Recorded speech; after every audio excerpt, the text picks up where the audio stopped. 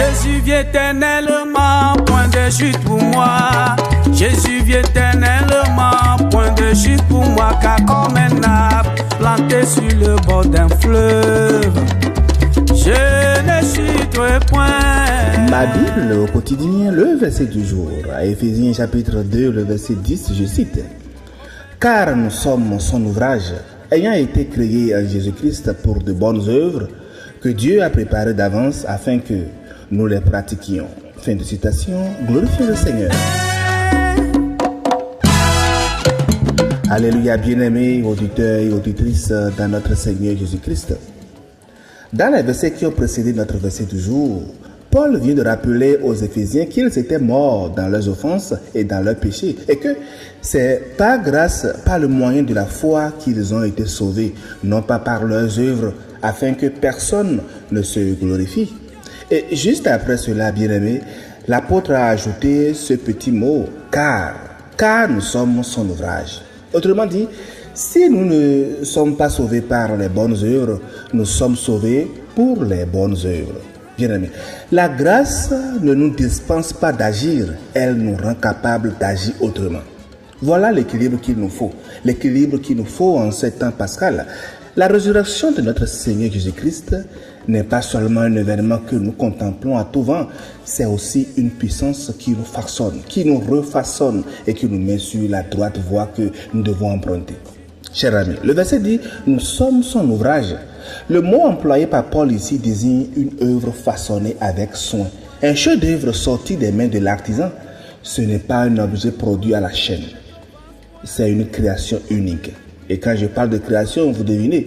Et c'est cette création-là, précise l'apôtre, a lieu en notre Seigneur Jésus-Christ, le ressuscité que nous célébrons depuis hier, qui n'est pas seulement celui qui nous a rachetés au calvaire, il est aussi, bien-aimé, l'atelier vivant dans lequel Dieu nous refaçonne chaque jour.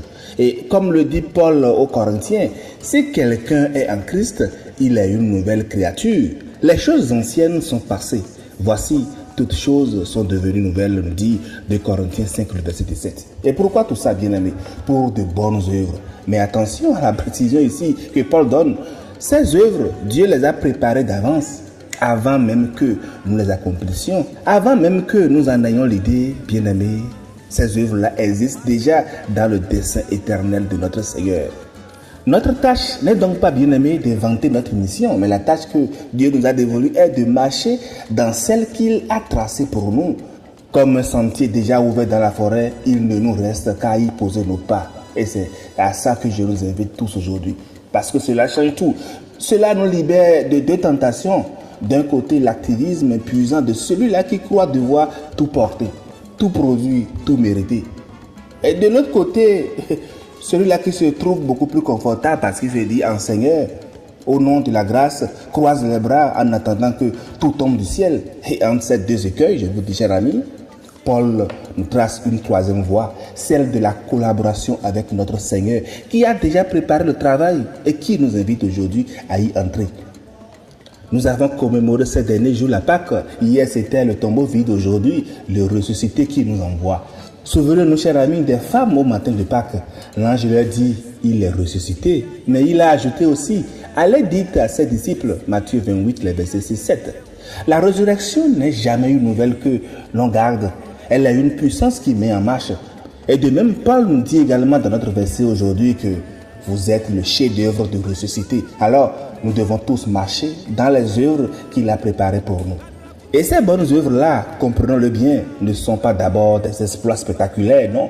Ça commence par de petites choses. Ce sont souvent des gestes simples, quotidiens, presque invisibles. Une parole de consolation à un collègue éprouvé, un pardon qu'on accorde dans la famille, dans le couple, une prière pour un voisin, une main tendue à plus petit que soi. Et c'est tout ce que Dieu nous demande. Dieu les a préparés pour vous aujourd'hui, pour votre entourage précis. Et tout ça vous attend. À vous de décider et de les prendre pour agir, pour faire de bonnes œuvres. En définitive, mes bien-aimés dans le Seigneur, nous ne sommes pas le fruit du hasard, ni de l'addition de nos efforts. Nous sommes le chef-d'œuvre de ressuscité, notre Seigneur Jésus-Christ. Et ce chef-d'œuvre a une vocation précise pour nous. Marcher dès aujourd'hui dans les bonnes œuvres que Dieu a préparées d'avance pour nous tous. Je prie que la lumière de la Pâque illumine chacun de nos pas toute cette semaine. Bonne méditation et agréable journée à toutes et à tous dans la miséricorde de Christ Jésus. Alléluia chez vous. Jésus vient éternellement, point de chute pour moi. Jésus vient éternellement, point de chute pour moi. Car comme un arbre planté sur le bord d'un fleuve, je ne chuterai point. Oh Père, d'un prière pour moi que je ne t'offense point. Oh Père, d'un prière pour moi que je ne t'offense point. Car le malin se présente pour me tenter.